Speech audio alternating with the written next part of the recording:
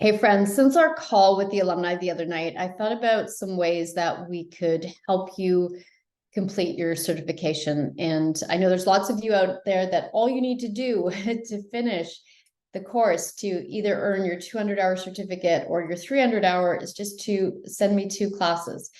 So I know sometimes we build this up into this big drama in our heads about how time consuming, how difficult this can be. It's not time consuming. It's not difficult. You're doing your practice pretty much daily, hopefully daily. It's something you're doing anyway. So basically get on your mat and start recording what you're doing. Start drafting class after class after class for yourself. And that's how this all works. You're over the years, you're going to have all these drafts of different sequences that you've created for yourself based on how you're feeling. So when you go out to teach, you're going to have, the beauty with Kundalini is not just how you're feeling physically, it's how you're feeling mentally, physically, and emotionally. So right now is a pretty intense time based on what's happening in the world. I think you can almost always say that, but let's agree that right now there's some considerable intensity. There's anxiety, there's fear, there's sadness. So that's an energy that's in the room, right? So that's just a palpable energy out there right now. There's a lot of concern about what's going on. And I mean, I'm speaking specifically to what's happening in Israel. And when you sit down to teach your class, it's not necessarily that you want to get into a political discussion with your students, but for all of us, that's something that's on our mind. We know that there is something big going on and that people, many people are hurt, affected, worried, scared. So that's a collective pain that we're carrying.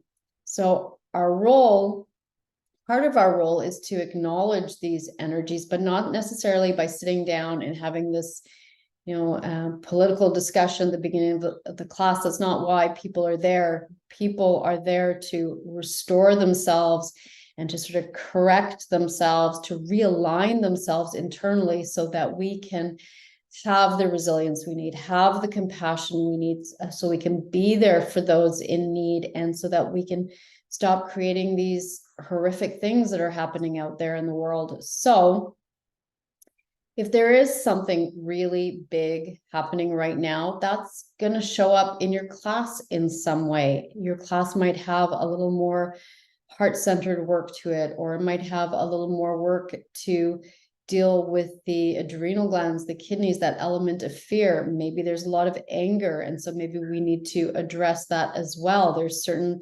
organs in the body that we work on specifically when we need to work on fear. So this is the beauty of the practice. It gives us many ways, many nonverbal ways of addressing these huge things that we're all trying to process and address and come to a better place with.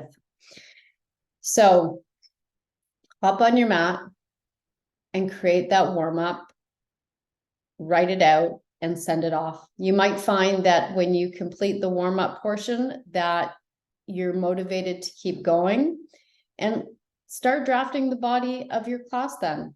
And you can send that to me now, or you can save that for next week. But let's do this in stages. We can do the opening and the warm-up this week.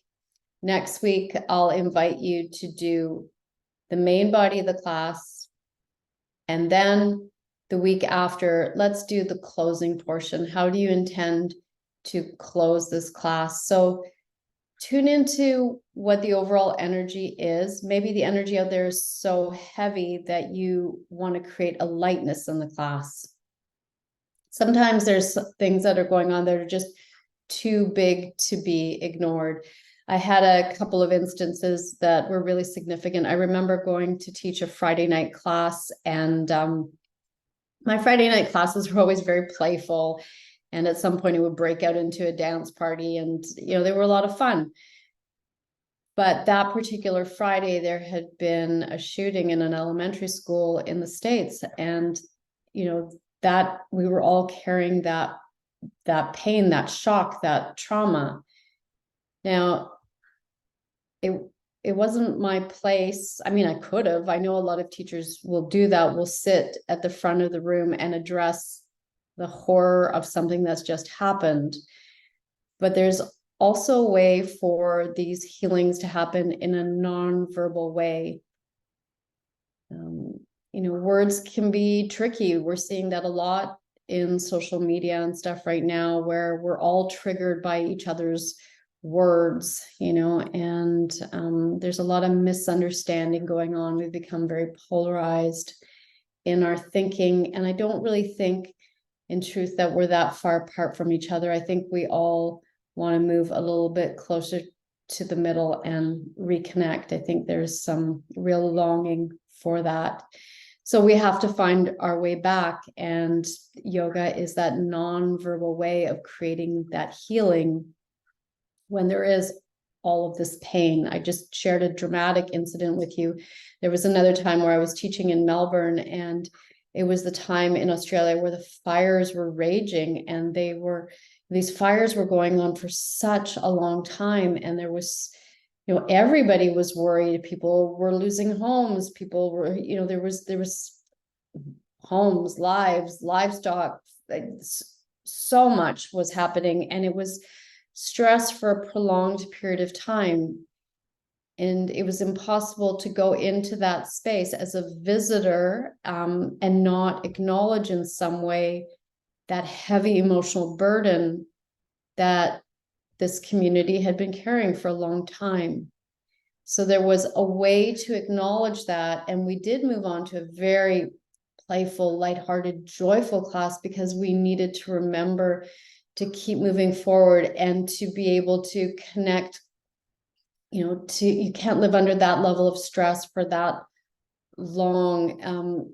You just find healing through laughter, through dance, through music, through connecting with the person sitting beside you on the yoga mat. So there's so many healing things that can happen in the yoga space, and they happen very differently than they do in other realms where we use talk, and then talk becomes your opinion, and then we become opinionated, divided, and farther apart. So my invitation to you is to look at ways to bring people together and to create unity within you as well.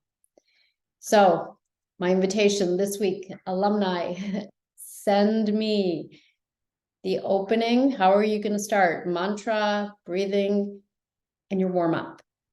And then next week we'll get into the body of the class. And just next week we'll talk a little bit more about, the energy in the room and some other ideas about how to put the main body of your class together. So I'll see you next week.